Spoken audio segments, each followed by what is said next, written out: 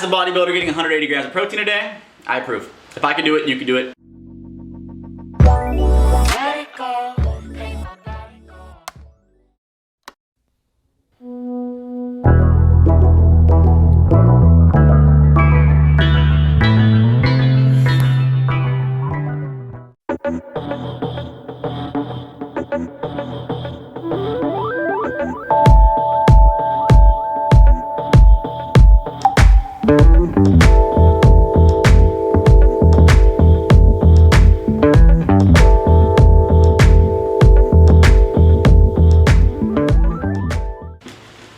What's happening, Muscle and Mind? I just made a feast and I'm happy to share it with you. This video was long overdue.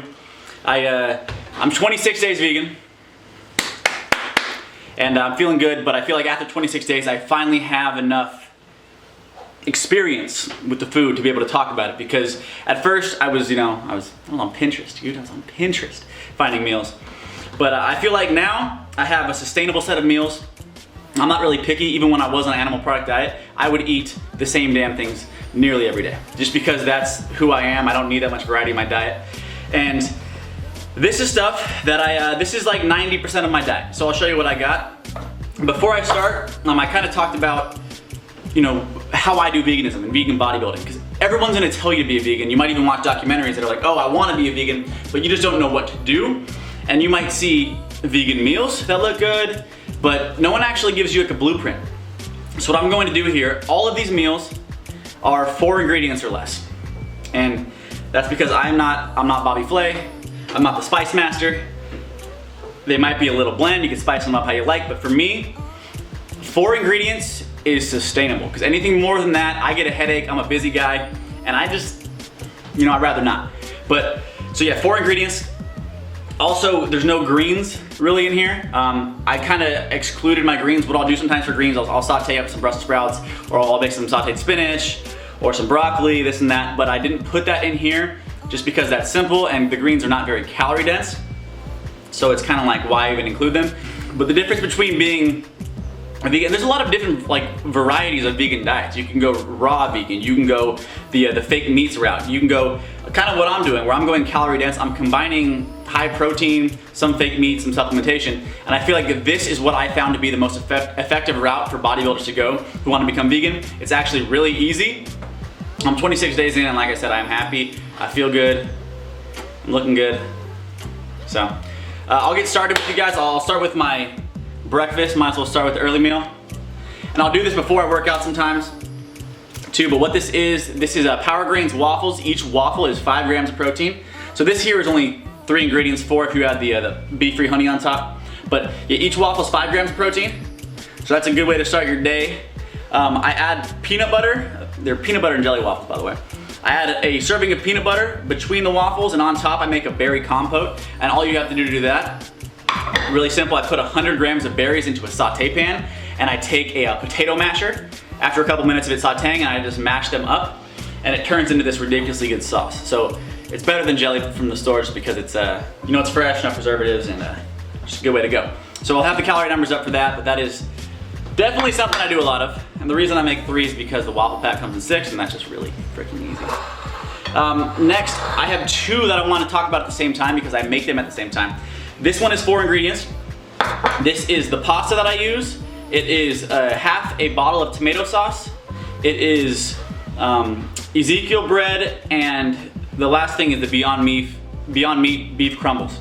And then this one shares 2 of those ingredients. I call this vegan prison chili. Also 4 ingredients.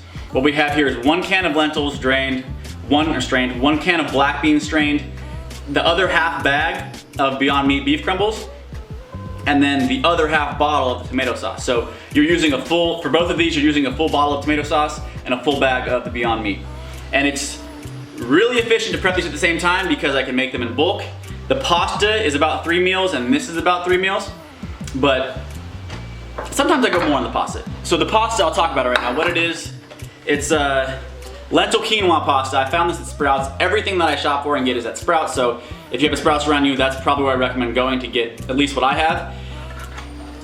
1 box of this is 800 calories, and it is close to 60 grams of protein in the box. So I'd say that's more like 2 servings, for me instead of 3. But then you add in the Beyond Beef crumbles and a tomato basil sauce and the Ezekiel bread, and you're looking at a really high, that's potentially, you're looking at 80 grams of protein right there. So that's, pasta's definitely a winner. And then the prison chili. The prison chili, I don't know why I call it prison chili. I just thought it was catchy. If I'm offending anyone, it happens. But prison chili, we have black beans, lentils, Beyond Beef crumbles, tomato sauce, Ezekiel bread, really good.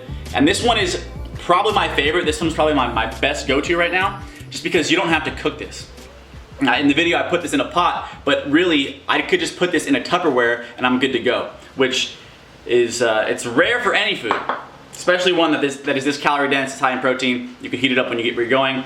I work in Hollywood, so sometimes I have to pack meals, and this one's my favorite one to take with me, just because I don't have to prep it. Next, this is the least aesthetically pleasing. This kind of looks beat up. It's a Beyond Beast burger, Beyond Meat. It's called the Beast Burger. Each patty is 23 grams of protein. I use Ezekiel bread, spinach, and I make my own. It's a vegan Thousand Island sauce. So they have vegan eggs, and my dad's a meat eater, and he can't even tell the difference between the Thousand Island that I make and then the traditional Thousand Island. So he likes it a lot. So it's animal product eater approved. But again, very high in protein, very few ingredients. One of my favorites. And then I know we're all busy, we all like to eat out. When I was eating animal products, I was eating Chipotle like 4 times a week, which yeah, my sodium was pretty high, probably still is. But what I do now is I still eat Chipotle at least 2 or 3 times a week. What I make is this. I add the fake chicken, the Beyond chicken to the top. It is really good when you cook it in the pan. I've had this. I'm honestly not a huge fan of this chicken if you make it in the oven or you microwave it or you cook it dry, but when you cook it in a little bit of olive oil, it has this little crunch to the outside and it is delicious. But what I get is I go into Chipotle, little Chipotle hack, bodybuilder hack, get double rice and double beans because it's free and it's just extra calories, extra protein. I get the sauteed vegetables. Guacamole is free with the veggie bowl, so might as well get guacamole. And then like half a scoop of the green salsa, and boom. So 6 strips of this chicken is 20 grams of protein. So that's definitely gonna add to the bowl, because usually if you get a veggie bowl, it's not gonna have too many grams of protein. But I supplement, next we're getting the supplements. I supplement 60 grams of protein a day, and this is my source. Vega protein greens, vanilla flavor. It tastes good, so that's obviously it has to taste good or I probably won't like it, but it's really cost effective. It's $25 for a tub, and there's 21 scoops. Each scoop has 20 grams of protein. And for a vegan protein source, that is ridiculously high. I've seen some hemp ones and other vegan sources of protein that have sometimes 8 to 12 grams of protein per scoop and not many servings. So this is 20 grams of protein per serving, and the cost per serving is about $1.20-ish. So I'm doing, like I said, 3 scoops of this a day, 60 grams of protein from the supplement, and it's costing me about $3.50 a day, which is cool with me. I mean, that adds up at the end of the year. How much is that a year? $1,000 now, what am I saying? Regardless, I am a big fan of this stuff, so I highly recommend it. And that, my friends, is what I'm eating. Yeah, like I said, people will recommend you go vegan and not tell you how, and that's just kind of what I want you to see here. It's not a restrictive diet.